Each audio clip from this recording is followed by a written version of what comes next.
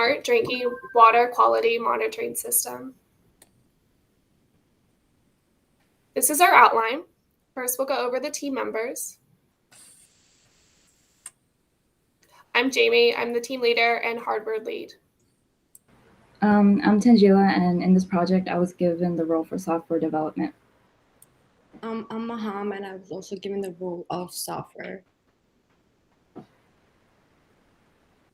So we'd like to thank Dr. Wang, Dr. Lee, and Dr. Chaudhry for assisting us during this project and providing us with the extra materials and the lab.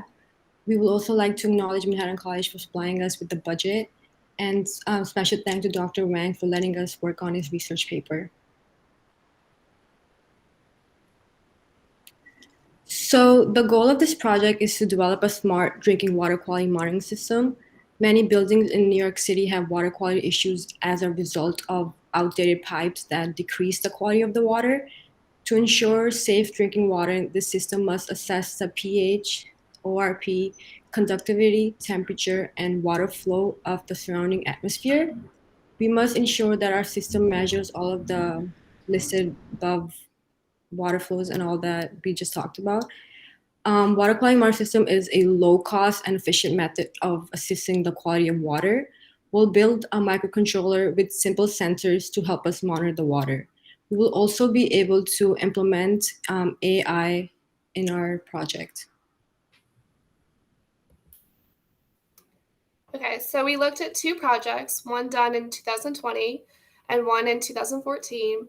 The 2020 project tested pH, turbidity, water level, temperature, and humidity of the surrounding atmosphere. The 2014 project tested pH, turbidity, oxidation reduction potential, and conductivity. So our project will test pH, temperature, ORP, and conductivity. So we're using the same amount of sensors, however, we're testing a few different parameters. As for the hardware, the 2020 project used an Arduino Mega. We will be using an Arduino Uno.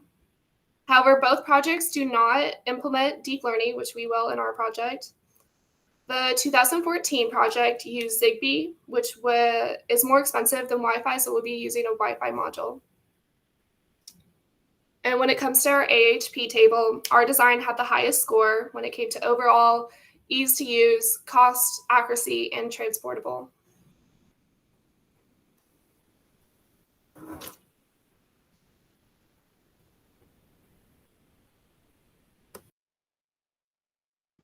So for our summary, the goal of this project is, like I said, to intend to implement two microcontroller units that use less power and are small in size, because size is a essential point for the requirement.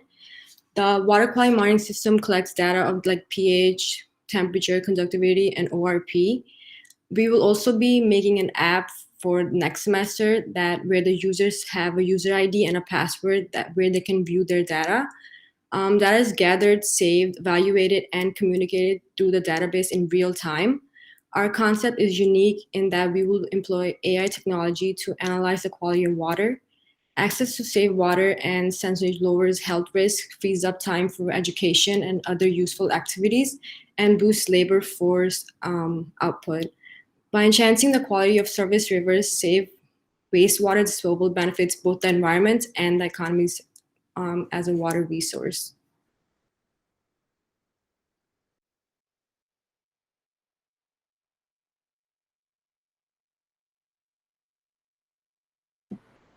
So for our system, we decided on 5 marketing requirements. The first being that the app's interface was user-friendly, and second, it should be an inexpensive system. The system should also send real-time notifications quickly. It should also be adaptable to different conditions, and most importantly, send accurate data. We also created a matrix to demonstrate the impact between engineering and marketing requirements. The summary of engineering requirements being low cost, being waterproof, the quality of performance, the precision of the system, and how precise it is, and the simplicity of it all. The arrows demonstrate the correlation. For example, if the cost decreases, the accuracy and precision of the system might also decrease. And if speed increases, the performance quality will also increase. Our objective tree demonstrates the weight of our requirements, like which one is the most valuable when creating this product. We separate it into easy to use, cost, accuracy, and being transportable. And after we determined that accuracy and being able to collect and store a lot of data was the most important to us for this project.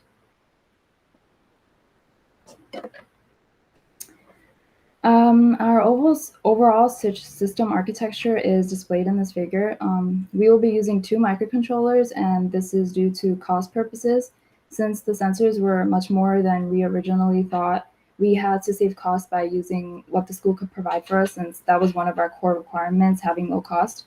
So the microcontrollers would collect the real-time water data and store it in a database.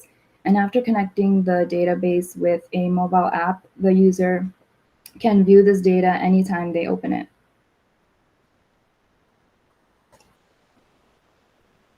Like mentioned before, we're using 2 microcontrollers. We need the Arduino to act as an analog to digital converter because the sensor readings are analog, and Raspberry Pi can't read analog values, so we're making it an ADC. The equation is shown as digital output equals 2 to the power of n, where n is the analog bits of the ADC, and our reference voltage would be 3.3. The pH slope calibration equation allows for easy conversion between millivolt values to pH values. And as long as the slope is greater than 95%, the pH will provide for accurate results. And if it's less than 95%, the solution will be contaminated and calibration must be performed again. This is one of our behavior modules, a data flow diagram, and so our data will begin from the sink or faucet, and we'll send water sensor data to the database after it's converted into digital numbers and easy to read for users. And then the user will request for data information. This request is then sent to the database, which agrees for the transfer. The database will organize the information into tables and graphs so it is user-friendly. And the user can also request to detect small pieces in water. That data is then sent to the database to store the new information. So this is our level 1 functional decomposition. And like previously mentioned, we'll have sensor readings measurements from a water supply. And the Arduino will collect the analog readings and convert them to digital for Raspberry. And both have to be powered by a battery. The microcontrollers will connect via Wi-Fi, and then the values are stored in a database and can be viewed by a user through their mobile app.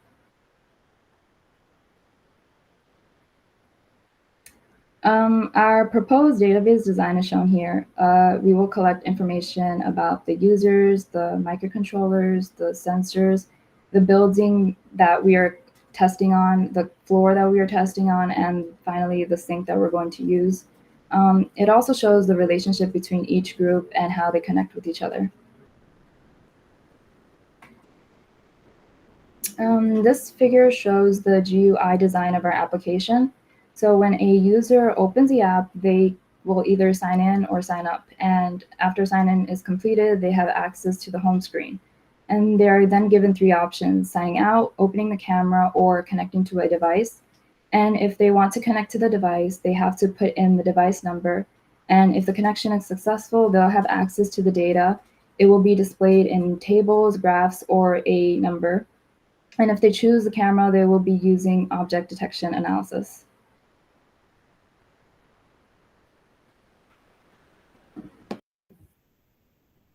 Okay, so this is our hardware design. Right now we have the pH meter and temperature sensor connected to the Arduino. The pH sensor is connected to the analog pin on the Arduino. The temperature sensor is actually connected to the digital pin on the Arduino. So for the signal wire on the temperature sensor, it's connected to the 5 volts through a 4.7K ohm resistor and then to the pin 4 on the Arduino. The 4.7K resistor is necessary as the one-wire bus requires that the control signal be pulled high so the master device can pull it low to ask for data. And we have a hardware demonstration video.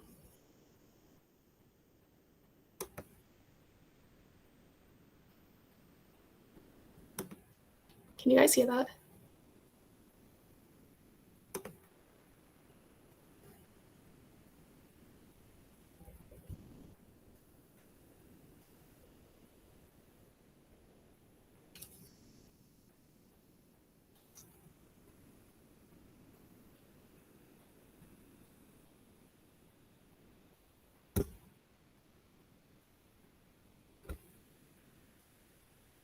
Oh, okay, the volume's not working.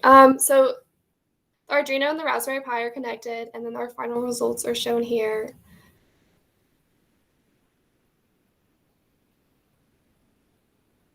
It's showing the temperature in Celsius and Fahrenheit and the pH. And this is our app.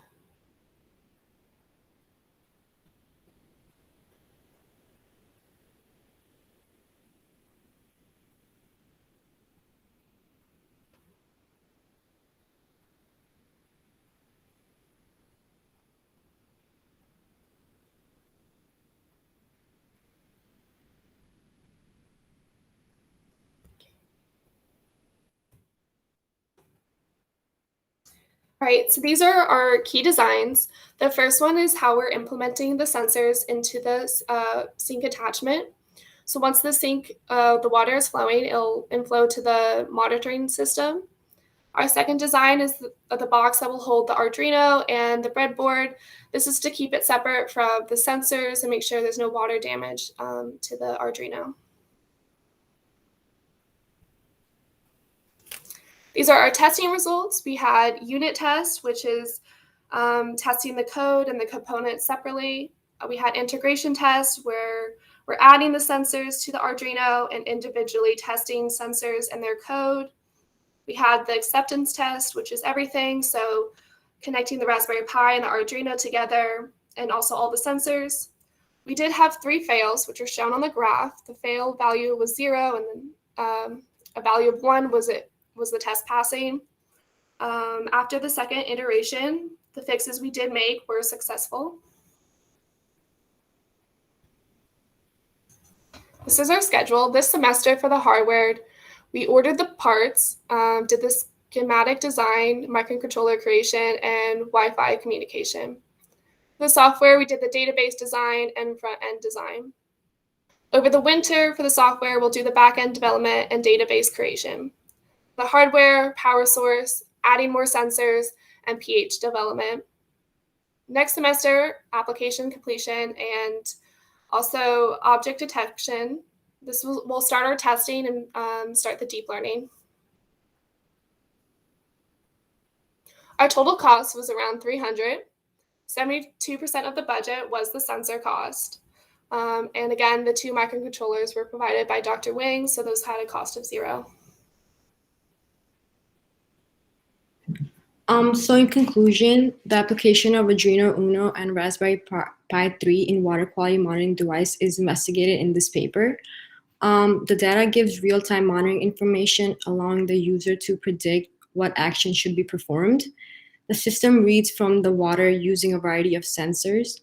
Certain sensors are required when gadgets are put atop water containers in order to read reliable data. For future work, we will be adding more sensors. I think we'll be adding the chlorine for next semester. And we were also told to make it wireless by Dr. Wang. So next semester, we were looking at the communication through serial wireless communication. And it's always good to find ways to make the sensors low cost.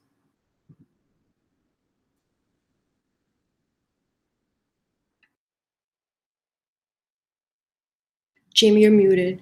Yeah. Will abide by the codes of Manhattan College. The system will be safely attached to the sink in the Higgins or the Leo building. Other standards will follow are the National Drinking Water Standards. Our water quality results will be compared to these standards.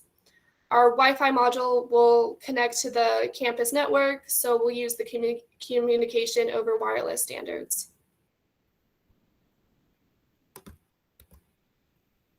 So for our ethics, we use the IEE codes of ethics. We followed that. We support each team member with their outputs. We also contributed if there was flaws and provided honesty opinions to each other's work.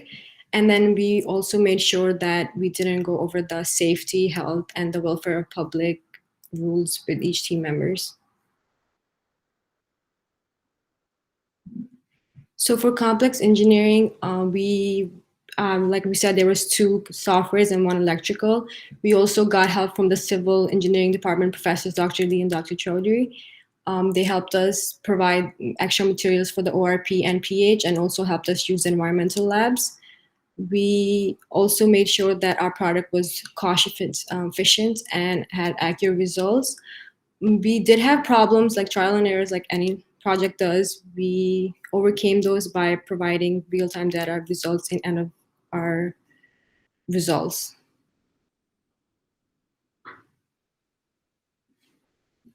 Okay, these are references. Any questions?